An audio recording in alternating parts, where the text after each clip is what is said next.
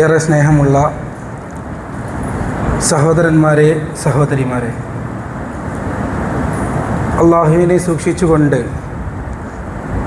ജീവിതം ധന്യമാക്കണേ എന്ന് ആദ്യം തന്നെ എന്നെയും അതർഹിക്കുന്ന ഗൗരവത്തിൽ ഓരോരുത്തരെയും ഓർമ്മപ്പെടുത്തുകയാണ്, ഉപദേശിക്കുകയാണ്.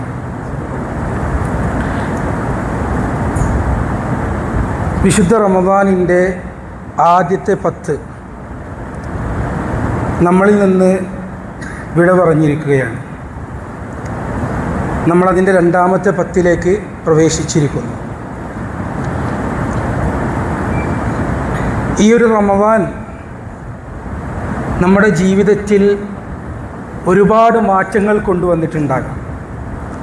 ഒരുപാട് കാര്യങ്ങൾ നമ്മൾ ഈ റമദാനിൽ ചെയ്തിട്ടുണ്ടാകാം. ദാനധർമ്മങ്ങൾ ചെയ്തു, നമ്മൾ രാത്രി മുഴുവൻ നിന്ന് നമസ്കരിച്ചു, ഒരുപാട് പ്രാർത്ഥിച്ചു. ഇതെല്ലാം കൊണ്ടും നമ്മൾ നമ്മുടെ ഈ റമദാനെ ധന്യമാക്കുകയുണ്ടായി. പ്രിയമുള്ളവരെ, ഇത് കേവലം നമ്മുടെ ജീവിതത്തിൽ ഈ റമദാനോട് കൂടി അവസാനിക്കുന്ന ഒന്നാണോ എന്ന് ഞാനും നിങ്ങളും ആലോചിക്കേണ്ടതുണ്ട്. പ്രവാചകൻ്റെ ജീവിതത്തിൽ ഒരു ചരിത്രം മാത്രം ഉദ്ധരിക്കുകയാണ്. മഹാനായ റസൂൽ കരീം സല്ലല്ലാഹു അലൈഹി വസല്ലം രാത്രി മുഴുവനും നിന്ന് നമസ്കരിക്കുകയാണ്. പ്രവാചകൻ്റെ കരച്ചിൽ കേട്ട് ആയിഷ ബീബി എഴുന്നേറ്റു. എന്നിട്ട് പ്രവാചകനോട് ചോദിച്ചു, പ്രവാചകരെ, അങ്ങയുടെ മുൻകഴിഞ്ഞ പാപങ്ങളും വരാനിരിക്കുന്ന പാപങ്ങളും എല്ലാം പൊറുക്കപ്പെട്ടതല്ല റസൂലേ, എന്തിനാണ് ഇത്ര കഷ്ടപ്പെട്ട് താങ്കൾ ഇബാദത്ത് ചെയ്യുന്നത് എന്ന് ചോദിച്ചപ്പോൾ മഹാനായ റസൂൽ കരീം സല്ലല്ലാഹു അലൈഹി വസല്ലമ പറഞ്ഞൊരു പ്രധാനപ്പെട്ട മറുപടിയുണ്ട്. പ്രിയമുള്ളവരെ, നമ്മുടെ ജീവിതത്തിലെല്ലാം നമ്മൾ കാത്തു സൂക്ഷിക്കേണ്ടത് അതാണ്. ആയിഷ ബീവി റളിയല്ലാഹു തആല അൻഹയോട് പ്രവാചകൻ പറഞ്ഞു, ആയിഷ, ഞാൻ നന്ദിയുള്ളൊരു അടിമയാകേണ്ട ആയിഷ, അള്ളാഹിൻ്റെ അടുക്കൽ നന്ദിയുള്ളൊരു അടിമയാകേണ്ട ആയിഷ ഞാൻ എന്ന് പറഞ്ഞ പ്രവാചകനെ നമുക്ക് കാണാൻ സാധിക്കും. പ്രിയമുള്ളവരെ, ഈ ഒരു റമദാൻ നാം ഒരുപാട് നേടിയിട്ടുണ്ടാകും. പക്ഷേ ഇതോടുകൂടി അവസാനിക്കുന്ന ഒന്നാണെങ്കിൽ നമ്മളുടെ ഈ ഇബാദത്തുകൾ കൊണ്ട് യാതൊരു കാര്യവും ഉണ്ടാകില്ല എന്നുള്ള ഒരു ബോധം നമ്മളുടെ എല്ലാവരുടെയും മനസ്സിലുണ്ടാകണമെന്ന് ഞാൻ ഓർമ്മപ്പെടുത്തുകയാണ്. ഒരു ഹദീസും കൂടി പറഞ്ഞ് ഞാൻ അവസാനിപ്പിക്കുകയാണ്. പ്രിയമുള്ളവരെ, പ്രവാചകൻ സല്ലല്ലാഹു അലൈഹി വസല്ലം ഒരിക്കൽ മിമ്പറിലേക്ക് കയറുകയാണ്.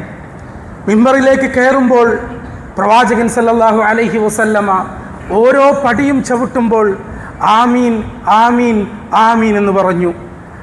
പ്രവാചകൻ സല്ലല്ലാഹു അലൈഹി വസല്ലമ ഖുതുബ കഴിഞ്ഞ് മിമ്പറിൽ നിന്നിറങ്ങി പ്രവാചകനോട് സഹാബാക്കൾ ചോദിച്ചു, അല്ലയോ റസൂലേ, താങ്കൾ മിമ്പറിലെ ഓരോ പടികളും കയറുമ്പോൾ അങ്ങ് ആമീൻ പറയുന്നത് ഞങ്ങളുടെ ശ്രദ്ധയിൽപ്പെട്ടു.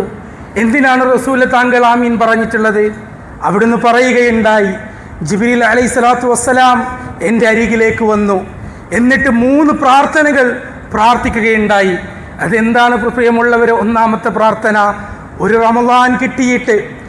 റമളാൻ കിട്ടിയിട്ട് തൻ്റെ ജീവിതത്തിൽ അവൻ ചെയ്ത പാപങ്ങൾ മുഴുവനും അവൻ അല്ലാഹുവിൻ്റെ മുമ്പിൽ ഏറ്റുപറഞ്ഞ് അവൻ തൗബ ചെയ്ത് അള്ളാഹുവിലേക്ക് മടങ്ങിയിട്ടില്ലെങ്കിൽ അവൻ്റെ മൂക്ക് നരകത്തിൽ കുത്തട്ടെ എന്നാണ് ഒന്നാമത്തെ പ്രാർത്ഥന.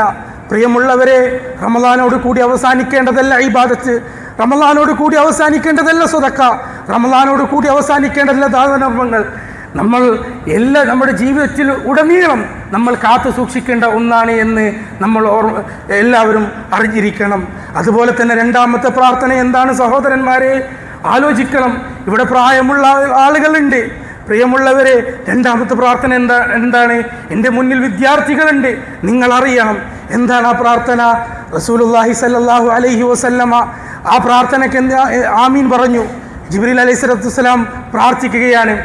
അതായത് വാർദ്ധക്യത്തിലുള്ള ഒരു മാതാവും പിതാവും അല്ലെങ്കിൽ രണ്ടാളിൽ ആരെങ്കിലും ഒരാൾ അവനുണ്ടെങ്കിൽ അവൻ്റെ പാപങ്ങൾ അവന് കഴുകിക്കളയാൻ കഴിഞ്ഞിട്ടില്ലെങ്കിൽ അവൻ നശിച്ചു പോകട്ടെ എന്നാണ് ആ പ്രാർത്ഥന. പ്രിയമുള്ളവരെ, നമുക്കുണ്ടല്ലോ മാതാപിതാക്കൾ, എങ്ങനെയാണ് നമ്മൾ അവരോട് പെരുമാറുന്നത്? ഖുർആനിൻ്റെ ഒരു ആയത്തിലൂടെ അള്ളാഹു പറയുന്നുണ്ട്, അവരോട് ചേമ്പൊരു വാക്ക് പോലും നിങ്ങൾ പറഞ്ഞു പോകരുത്. ഇന്ന് കാണുന്ന വാർത്തകൾ എന്താണ്? മാതാപിതാക്കളെ കൊല്ലുന്ന മക്കളെയാണ് നമ്മൾ ഇന്ന് കാണുന്നത്. പ്രിയമുള്ളവരെ, മനസ്സിലാക്കണം. ഒരു ചരിത്രം അതിലൂടെ ഓർമ്മപ്പെടുത്താൻ ആഗ്രഹിക്കുകയാണ്. മഹാനായ സുദൈസ്, നമുക്ക് എല്ലാവർക്കും അറിയാം, ഹറമിലെ ഒരു ഇമാമാണ്. തൻ്റെ ഉമ്മ ഭക്ഷണം വാരി കൊടുക്കുന്ന സമയത്ത് ഉമ്മ ഭക്ഷണം വാരി കൊടുക്കുന്ന സമയത്ത് ആ പാത്രത്തിലേക്ക് സുദൈസ് ഒരു പിടി മണ്ണ് വാരിയിട്ടു. ആ ഉമ്മ തൻ്റെ മകനെ നെഞ്ചോട് ചേർത്ത് പിടിച്ച് ആ മകൻ്റെ നെറ്റിത്തടത്തിലൊരു ഉമ്മ കൊടുത്ത് പറയുന്നൊരു വാക്കുണ്ട്, എൻ്റെ മോനെ റബ്ബേ, നീ ആ ലോകമറിയുന്നൊരു പണ്ഡിതനാക്കി മാറ്റണേ എന്ന്. ആ ഉമ്മയുടെ ഒരൊറ്റ പ്രാർത്ഥനയുടെ മുകളിലാണ് അദ്ദേഹം ഇന്ന് ലോകമറിയുന്നൊരു പണ്ഡിതനായി മാറിയത്. മാതാപിതാക്കളുടെ പ്രാർത്ഥന എവിടെയുണ്ടോ സഹോദരന്മാരെ, അവിടെ നമുക്ക് വിജയമല്ലാതെ പരാജയമുണ്ടാകില്ല. ജുറൈജിൻ്റെ ചരിത്രം കേട്ടവരാണ് നമ്മൾ, അല്ലേ? നമ്മൾ ജുറൈജിൻ്റെ ചരിത്രം കേട്ടവരാണ്, അറിഞ്ഞവരാണ്, അല്ലേ? ഉമ്മ തൻ്റെ മകനെ കാണാൻ വേണ്ടി വലിയ മലമുകളിലേക്ക് കയറി വന്നിട്ട് 3 പ്രാവശ്യം ആ മലമുകളിലേക്ക് ഉമ്മ കയറി വന്നു. എന്നിട്ട് 4ാമത്തെ പ്രാവശ്യം ആ ഉമ്മ മകനെ കാണാതെ തിരിച്ചു മടങ്ങുന്ന സമയത്ത് ആ ഉമ്മ പ്രാർത്ഥിച്ചൊരു പ്രാർത്ഥനയുണ്ട്. എൻ്റെ മകനെ വരുന്ന സമയത്തെല്ലാം ആ മകൻ നമസ്കരിക്കുകയായിരുന്നു. ആലോചിക്കണം നമ്മൾ, ആ മകൻ നമസ്കരിക്കുകയായിരുന്നു. പക്ഷെ ആ ഉമ്മ പ്രാർത്ഥിച്ചു, റബ്ബേ, എൻ്റെ മകനെ ലോകർക്ക് മുന്നിൽ നാണക്കേട് ഉണ്ടാക്കിയ ഒരുവനല്ലാതെ നീ അവനെ മരിപ്പിക്കരുതേ എന്ന്. അങ്ങനെ ഒരവസ്ഥ അദ്ദേഹത്തിൻ്റെ ജീവിതത്തിലേക്ക് കടന്നു വന്നു. എന്തുകൊണ്ട്? ആ ഉമ്മയുടെ ഒരു പ്രാർത്ഥന കൊണ്ട്. സഹോദരന്മാരെ, നമ്മൾ അറിയണം, മൂന്നാമത്തെ പ്രാർത്ഥന എന്താണ്? പ്രവാചകൻ സല്ലല്ലാഹു അലൈഹി വസല്ലമയുടെ പേര് കേട്ടിട്ട് സ്വലാത്ത് ചെല്ലാത്തവൻ, അവൻ്റെ മൂക്ക് നരകത്തിൽ പതിക്കട്ടെ എന്നാണ് 3ാമത്തെ പ്രാർത്ഥന. സഹോദരന്മാരെ, ആരാണ് ഈ പ്രാർത്ഥിക്കുന്നത്? മലക്കുകളുടെ നേതാവായ ജിബ്രീൽ അലൈഹിസ്സലാത്തു വസ്സലാമാണ് പ്രാർത്ഥിക്കുന്നത്. ആരാണ് ഇതിന് ആമീൻ പറയുന്നത്? അഷ്റഫുൽ ഖൽക്കാണ് ആമീൻ പറയുന്നത്. നമ്മുടെ ജീവിതത്തെ ധന്യമാക്കാൻ നമ്മളെല്ലാവരും പ്രവർത്തിക്കേണ്ടതുണ്ട്. നമ്മൾ ചെയ്യുന്ന ദാനധർമ്മങ്ങൾ അള്ളാഹു സ്വീകരിക്കണമെങ്കിൽ, അല്ലേ? മഹാനായ റസൂൽ സല്ലല്ലാഹു അലൈഹി ഉമർ ബിൻ ഖത്താബ് റളിയല്ലാഹു അൻഹു, അദ്ദേഹത്തിൻ്റെ ചരിത്രത്തിൽ നമുക്ക് കാണാൻ കഴിയും. ഉമർ റളിയല്ലാഹു അൻഹു മരിച്ച സമയത്ത് തൻ്റെ മുതുകിൽ ഒരുപാട് പാടുകൾ കണ്ടു, ഒരുപാട് തഴമ്പുകൾ കണ്ടു, അല്ലേ? പിന്നെ അദ്ദേഹം മരിച്ചു.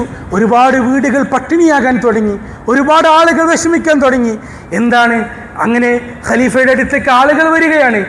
ഞങ്ങൾക്ക് ഉമർ ഉണ്ടായിരുന്ന കാലഘട്ടത്തിൽ ഒരുപാട് സംഗതികൾ കിട്ടിയിട്ടുണ്ടായിരുന്നു, ഒരുപാട് ഭക്ഷണ വിഭവങ്ങൾ കിട്ടിയിട്ടുണ്ടായിരുന്നു, ഞങ്ങൾക്ക് ഇപ്പോൾ ഇതൊന്നും കിട്ടുന്നില്ല എന്ന് പറഞ്ഞ് ആവലാതിപ്പെട്ട് ഭരണാധികാരിയുടെ അടുത്തേക്ക് വരുന്ന ആളുകളെ കാണാൻ പറ്റും. അതേ, നമ്മളറിയണം, ഒരാളെയും കാണിക്കാൻ വേണ്ടിയിട്ടല്ലായിരുന്നു അദ്ദേഹം അത് ചെയ്തിരുന്നത്. വൃദ്ധയായ ഒരു സ്ത്രീയുടെ അടുക്കിലേക്ക് ചെന്ന് അവരുടെ മലമൂത്ര വിസർജനം നടത്തുന്നത് പോലും ഒരു കുട്ടി അറിഞ്ഞിട്ടില്ലായിരുന്നു. ഒരു സഹാബി എന്നും രാവിലെ ഉമർ എങ്ങോട്ടാ പോകുന്നത് എന്ന് അറിയാൻ വേണ്ടി പള്ളിയിൽ നിന്ന് ഇറങ്ങി ഉമറിൻ്റെ പിന്നാലെ പോയി. ഉമർ എങ്ങോട്ടാ പോയത്? ഒരു വൃദ്ധയായ കട്ടിലിൽ നിന്ന് എണീക്കാൻ കഴിയാത്തൊരു സ്ത്രീയുടെ അടുക്കിലേക്കാണ് ഉമർ റളിയല്ലാഹു തആല അൻഹു പോയത്. എന്നിട്ട് ആ സ്ത്രീയുടെ അടുത്തെത്തി അവർക്ക് വേണ്ട ഭക്ഷണങ്ങൾ കൊടുത്തു, അവരുടെ ഡ്രസ്സുകൾ അലക്കി കൊടുത്തു, അവർ മലമൂത്ര വിസർജനം ചെയ്തത് വരെ തുളച്ചു കൊടുത്തു, അവർക്ക് വേണ്ട എല്ലാ സൗകര്യങ്ങളും ഒരുക്കി കൊടുത്ത് ആ ഭരണാധികാരി തിരിച്ചു വരികയാണ്. സഹാബി ചെന്നു ചോദിച്ചു, ഉമ്മ, എന്നും രാവിലെ ഇവിടേക്ക് വരുന്നൊരു മനുഷ്യൻ നിങ്ങൾ കണ്ടിട്ടില്ലേ?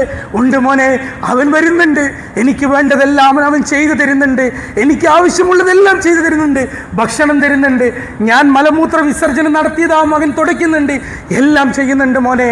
ഈ നാടിനൊരു ഭരണാധികാരി ഉണ്ടല്ലോ, അയാളിത് കാണുന്നില്ലല്ലോ എന്നാണ് ഞാൻ ഓർക്കുന്നത് മോനെ എന്ന് പറഞ്ഞപ്പോൾ അവിടുന്ന് കൊടുത്തൊരു മറുപടിയുണ്ട്, ഉമ്മ, ഈ രാജ്യം ഭരിക്കുന്ന ആ ഭരണാധികാരിയാണ് ഉമ്മ ഈ വീട്ടിൽ വന്ന് നിങ്ങളുടെ ആവശ്യങ്ങൾ നിറവേറ്റി തരുന്നത് എന്നുള്ളൊരു പാഠം സ്വഹാബാക്കളുടെ ചരിത്രത്തിൽ നമുക്ക് കാണാൻ സാധിക്കും. ഇത് കേവലം ആവേശം കൊള്ളാനുള്ളതല്ല, ജീവിതത്തിൽ ഉൾക്കൊള്ളാനുള്ളതാണ് എന്നുള്ള ഒരു ബോധ്യം നമ്മളുടെ മനസ്സിൽ എല്ലാവരും ഉണ്ടാകണം. അതിനനുസരിച്ച് പ്രവർത്തിക്കണം. അല്ലാഹു സുബ്ഹാനഹു വ തആല നമ്മൾ ചെയ്ത പാപങ്ങൾ പൊറുക്കുകയും അവൻ്റെ ജന്നാത്തുൽ ഫിർദൗസിൽ ഒരുമിച്ച് കൂട്ടുകയും ചെയ്യുമാറാകട്ടെ. വാഖിറു ദഅവാനാ അൽഹംദുലില്ലാഹി റബ്ബിൽ ആലമീൻ. അസ്സലാമു അലൈക്കും വറഹ്മത്തുള്ളാഹി വബറകാതുഹു.